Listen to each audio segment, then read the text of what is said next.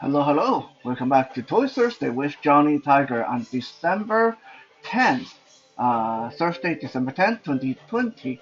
And yes, this time is December 10th. I believe yesterday's video I said it was December 10th, and then it turned out to be December 9th. I got my date a little bit mixed up. Uh, but hey, with a new kitten in the house and being constantly busy and having a bit of a lack of sleep, a little bit of a glitch is understandable. I hope. Anyway, now this figure in front of camera should be very familiar to most people. This is Rocky Balboa from the Rocky series of movie by Sylvester Stallone. I believe the first one came out in 1982. If I wasn't mistaken. This action figure was made by NECA about 10 or so years ago. And this depicts Rocky in his boxing getup.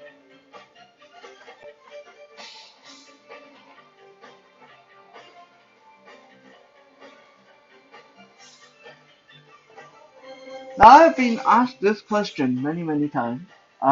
What is my favorite part of getting a new action figure?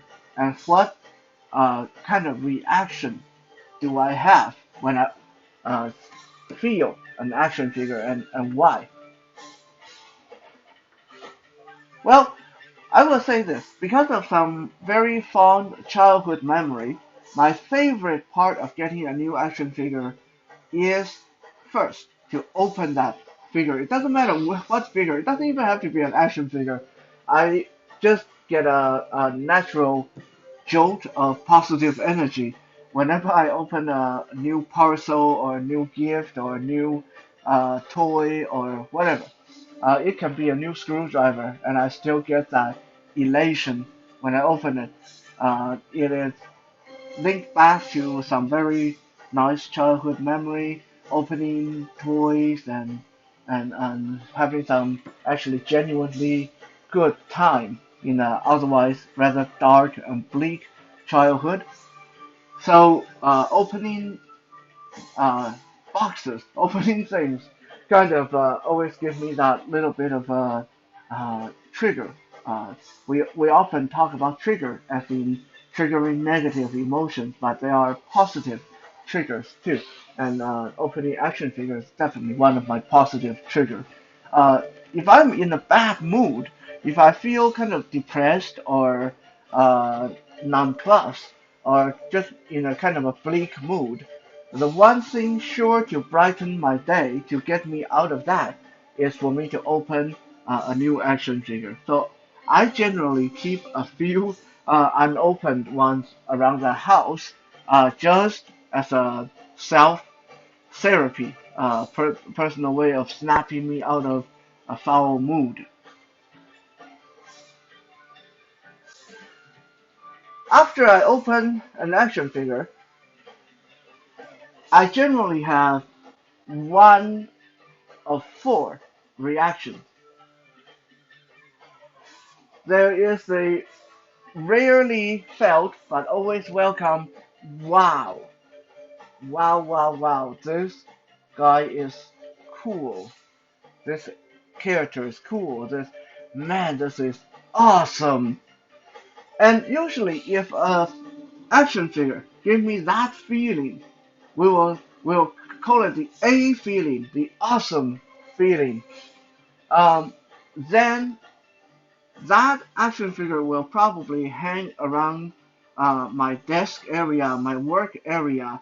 When I was a teenager, they would hang around my bed area. But now I'm an adult, I don't do that anymore.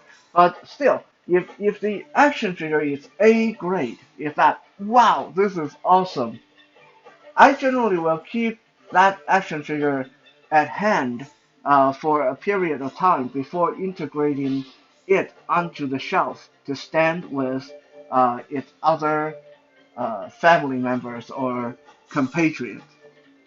So that is the first, a rare but definitely welcome feeling. It's a wow. This is so cool. Number two is the cool. Just cool. This is, yeah, cool, nice, mm, not bad, pretty cool. Kind of moment. So we'll say the C moment is the second one, and this one is probably the most commonly felt. Uh, when I get an action figure, one big thing I'm looking for is for me because I being totally blind, I don't know what a lot of characters and designs look like. So when I get an action figure, I often will get it because I want to know what that character looks like or feels like. Uh, so a lot of action figure after getting to my hand, I take it out of the box and put the accessories together, and I will go, oh, cool, nice, not bad. So the C grade, the second kind of feeling, the C grade, the cool figures, these will usually go right onto the shelf and usually taking off some uh, place where I think it's visible. It's a place of honor where people can admire them.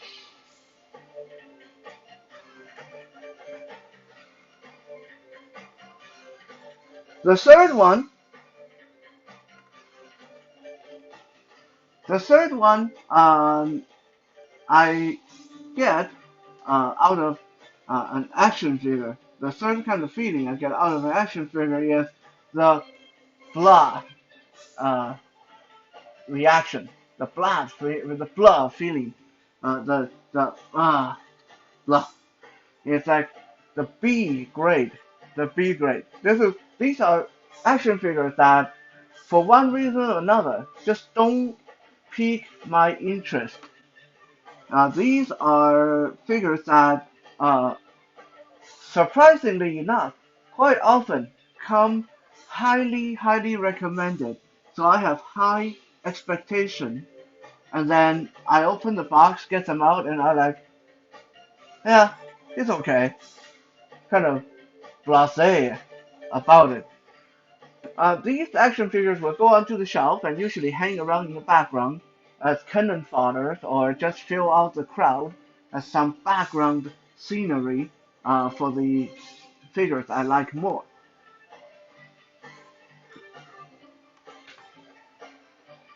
At the bottom of it all,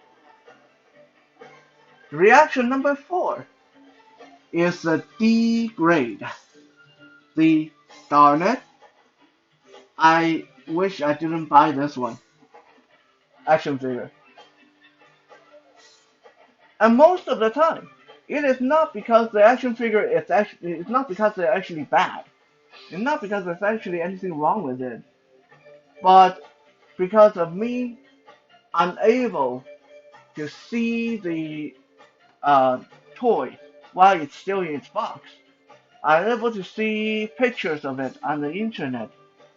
I bought it thinking it was more or different uh, from what it actually was. So that resulted in the darn it, that was $30, $20 I could have saved. I really don't want this thing. I don't know what to do with it. And usually these action figures will go really high up on the shelf where almost no one's going to see them. They're just going to hang out there or sometimes even in a box and I just want to forget about them.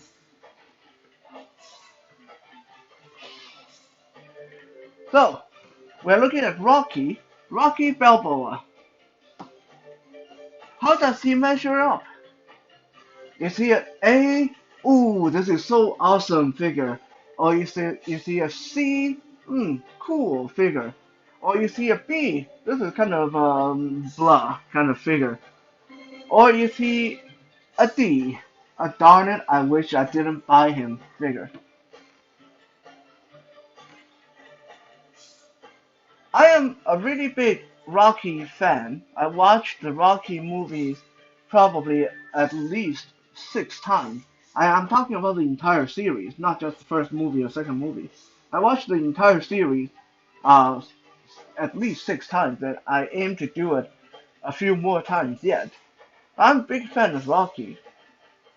And this action figure made by NECA, uh, who arguably is one of the best toy makers ever since well, maybe 2005, 2010, maybe. Uh, Regardless, NECA has been doing some incredible action figures uh, in in the modern days. They are almost as good, or probably better, than Todd McFarlane ever was in the 90s.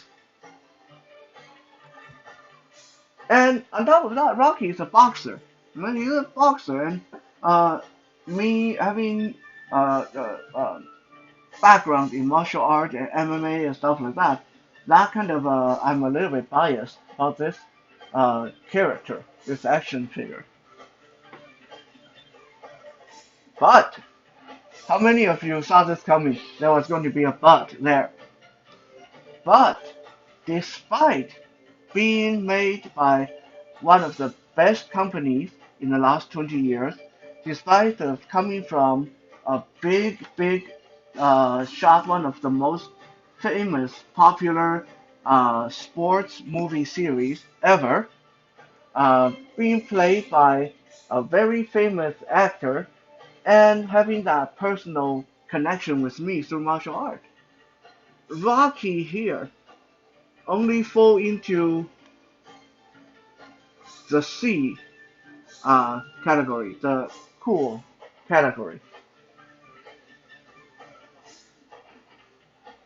I need to stay away from movie action figures. Honestly, I've said this more than once before. I really need to stay away from movie action figures because while to a lot of reviewers, a lot of people who reviewed this action figure, he's awesome. He looked like the actor, and he moved. He has great articulation.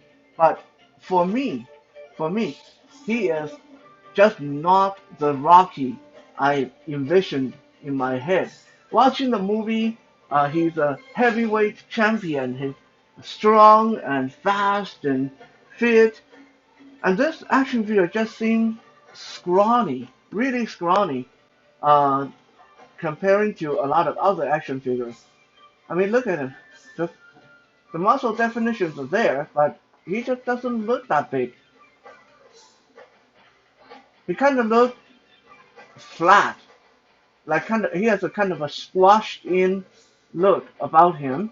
His arms are skinny, his legs are skinny, and he because his arms and legs are kind of skinny, his head appears a little bit too big. He is not the Rocky that I had in my mind.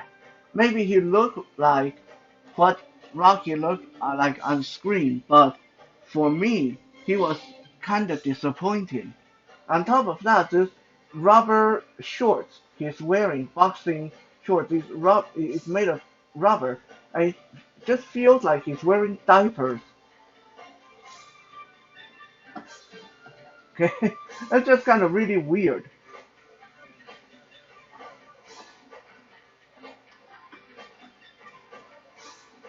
So, despite being a character that I wanted to have in my collection for a long time, he just turned out to be kind of cool. Just cool. Maybe he just barely missed being in the B section, being the very blah kind of figure. He just barely missed that mark because him being Rocky. Okay, if I didn't know this guy was Rocky, if I didn't know this character Rocky, if someone just handed me this action figure and asked me what I think of it, he definitely would go in the B list. He would not even reach the cool list. Right? But he's got a bit of saving grace because he is Rocky and I love Rocky, so I am still glad to have him.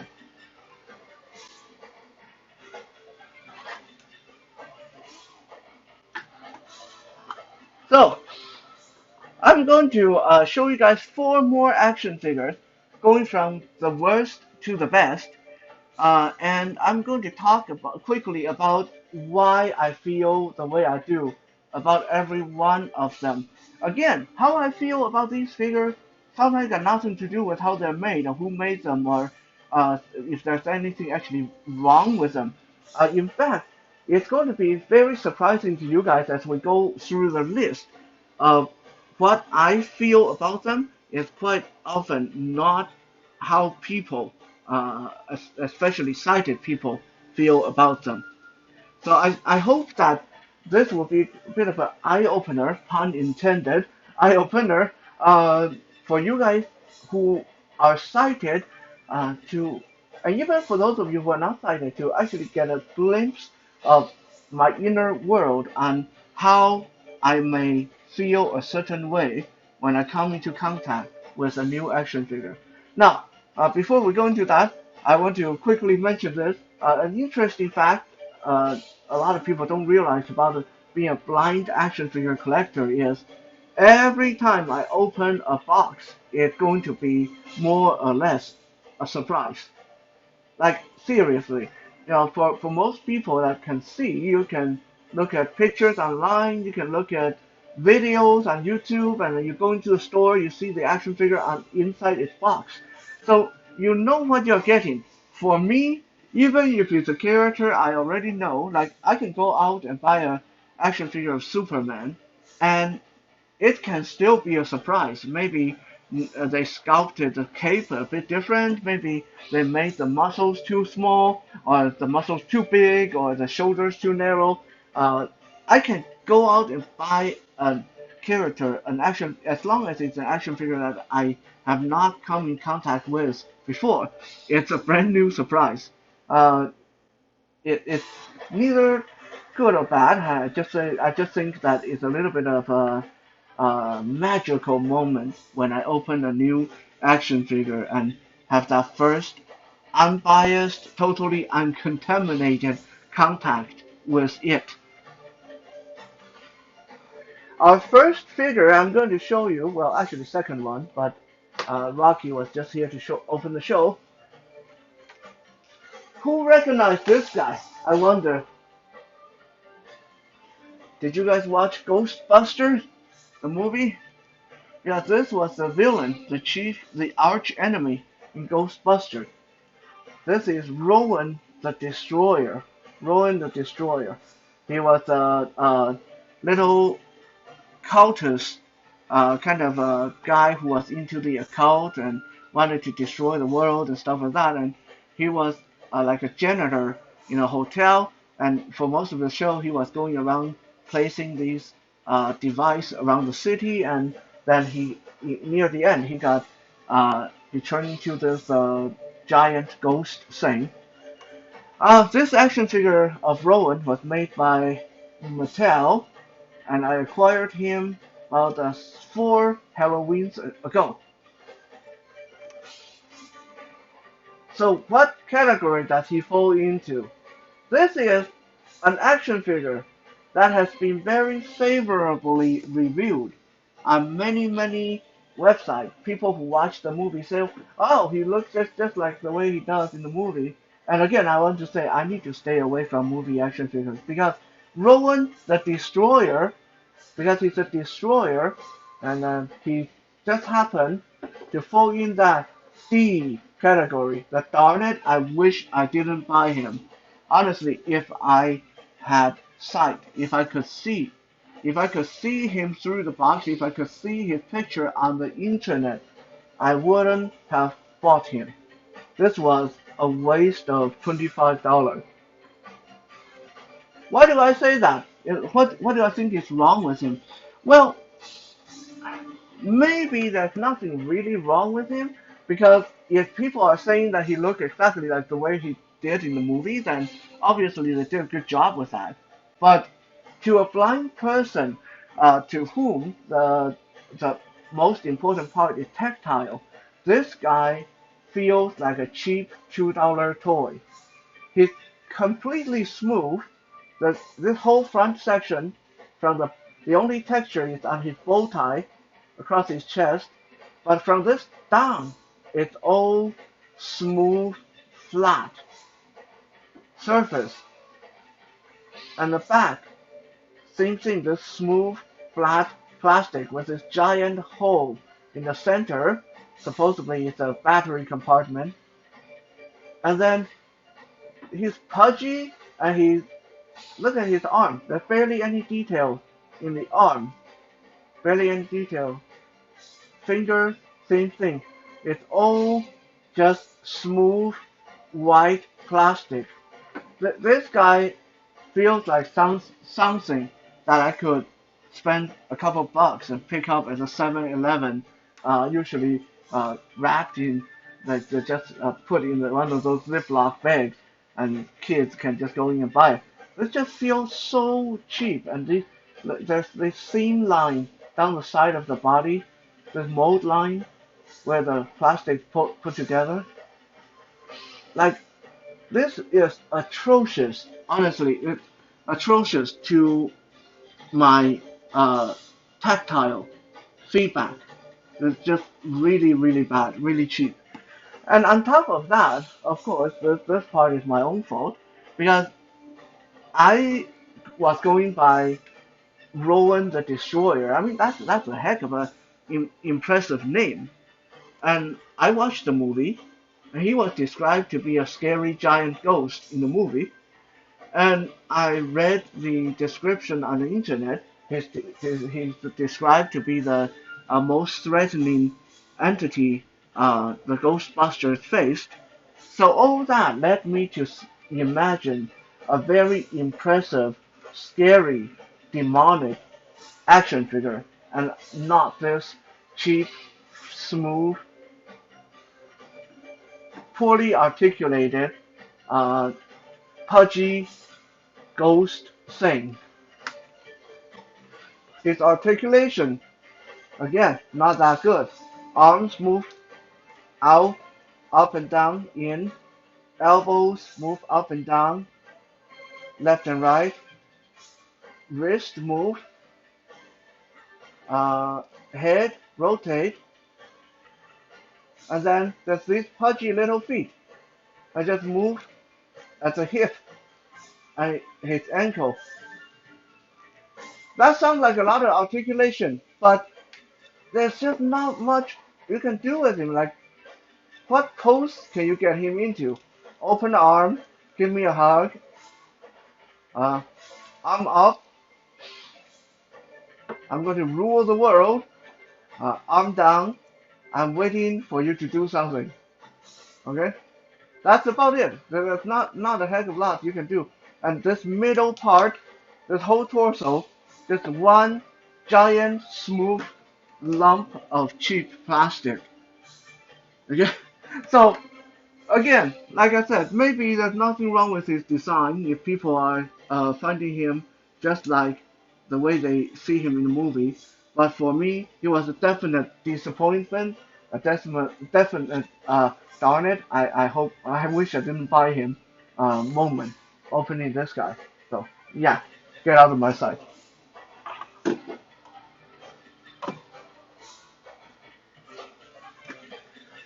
Next up, we have a figure that most people probably don't recognize, but has often been said to be one of the most beautiful action figure that's been made in the last little while.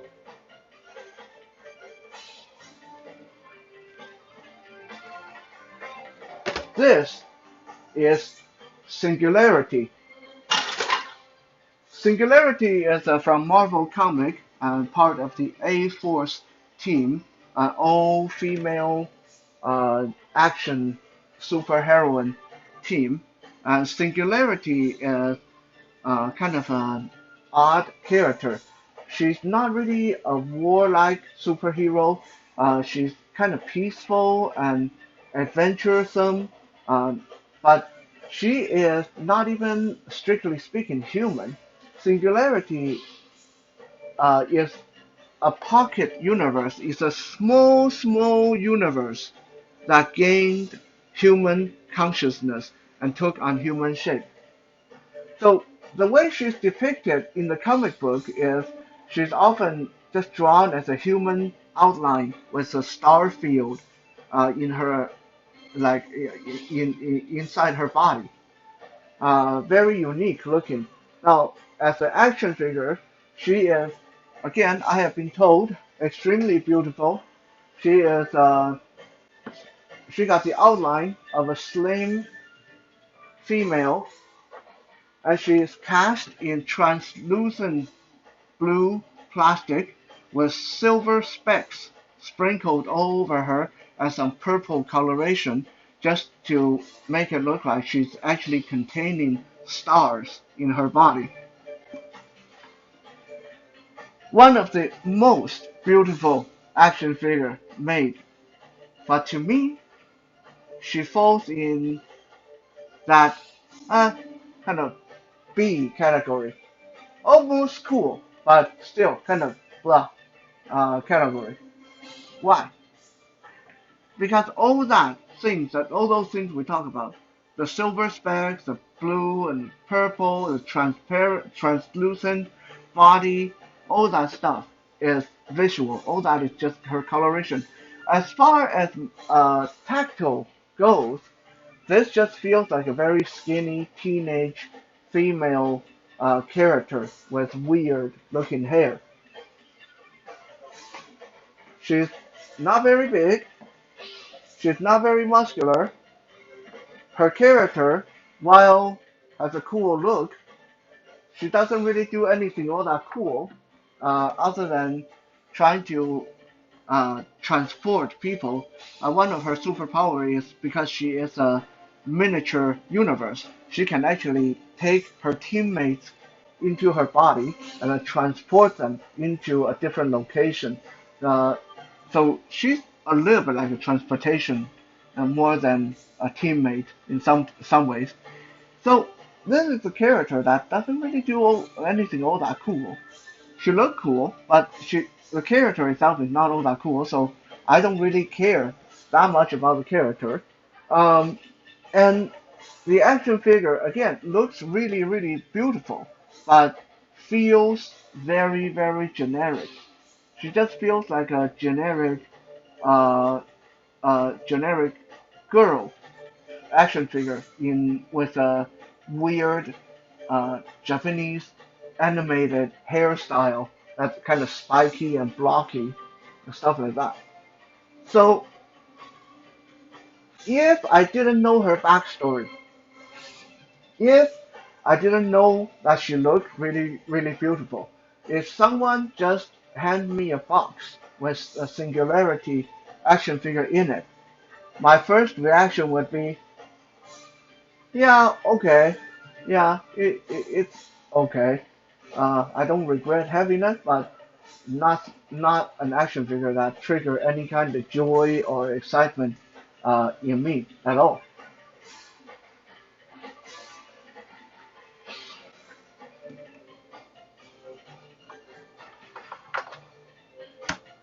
Next up, I'm going to show you guys an action figure that actually appeared on a previous Toy uh, Thursday.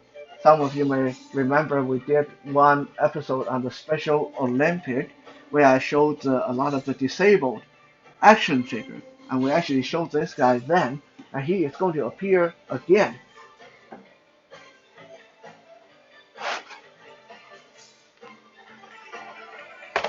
This little misshapen guy that looked like some kind of a dwarf pirate with his robotic parrot on his shoulder.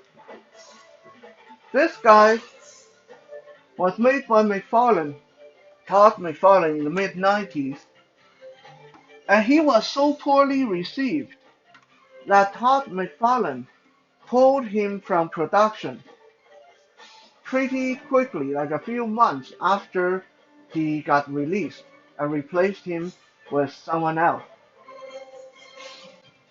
His name is Gore, and Gore has always somehow end up on the list of the least wanted action figure of all time, the worst action figure of all time, the ugliest action figure of all time, the stupidest action figure of all time. Like you get any kind of bad action figure list, Gore gets on it.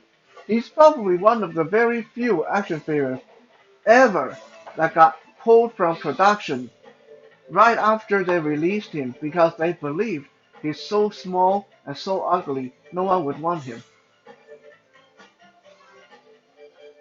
But strangely enough, to me, as a blind collector, Gore falls into that C category. He is very, very firmly in that cool category. I felt it back then when I first got this guy and I didn't know anything about him. And I still feel it today after reading all the negativity about him. I feel this action figure and I think, wow, that's kind of cool. This is a cool guy. I mean, look at this. This you won't find another action figure that looks like this. This guy's all hunched over. He looks like someone dropped a building on top of him. He has this giant cancerous lump on his back, tiny little head, and giant muscular arm. I mean, and everything else aside, if you just take this right arm of his, look at the sculptural details in the muscles here. That's some crazy good work on the musculature. And he got brass knuckle on his fist, got a pistol on his belt, he got a peg leg that has spikes on it, and his left arm has been replaced with this giant mechanical hook thing.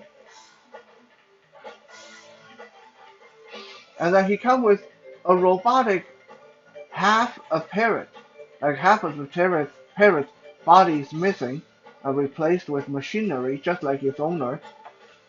Like, I really honestly don't understand why people speak so harsh about Gore and why he was bad enough for McFarlane to pull him from production line because I look at this guy, yeah, he's small, yeah, he's definitely really ugly, but he's so unique. This is an action figure that just oozes uniqueness and quirkiness, and he's in a league of his own. He's definitely in that cool category, despite of all the negative reviews and comments he has received down the year.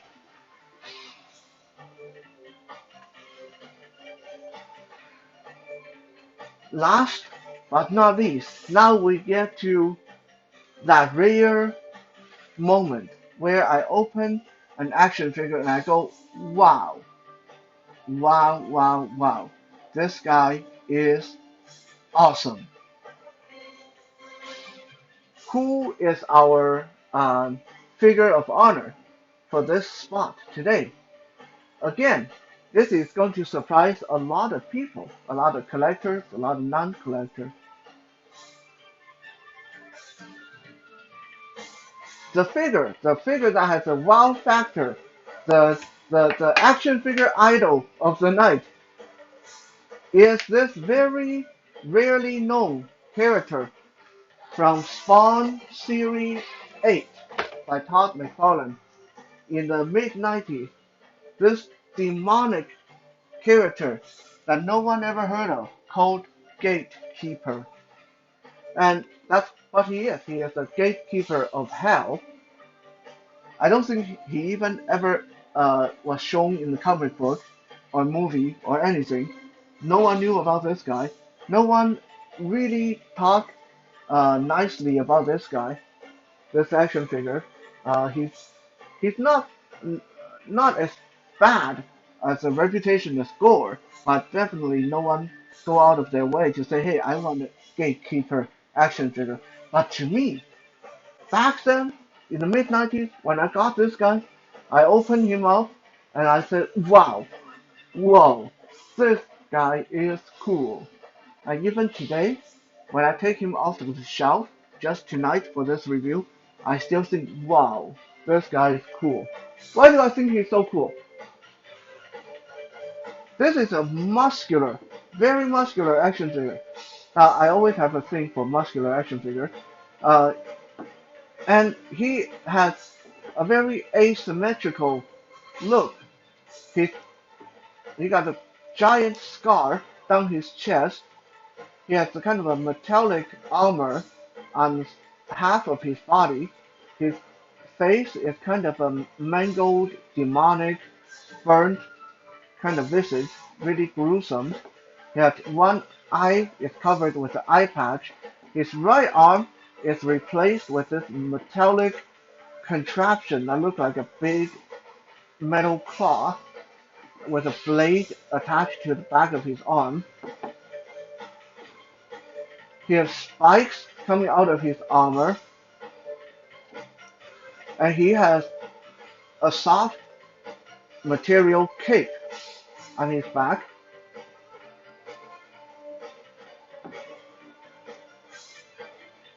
For weapons, he got his giant claw on his right arm, his blade on his right arm. There's a gun attached to his leg right here on his calf, and then a giant hooked scimitar sword he carry on his hip, and then on his back there's another sword like this, sort of like a katana. Now this is not all that he has.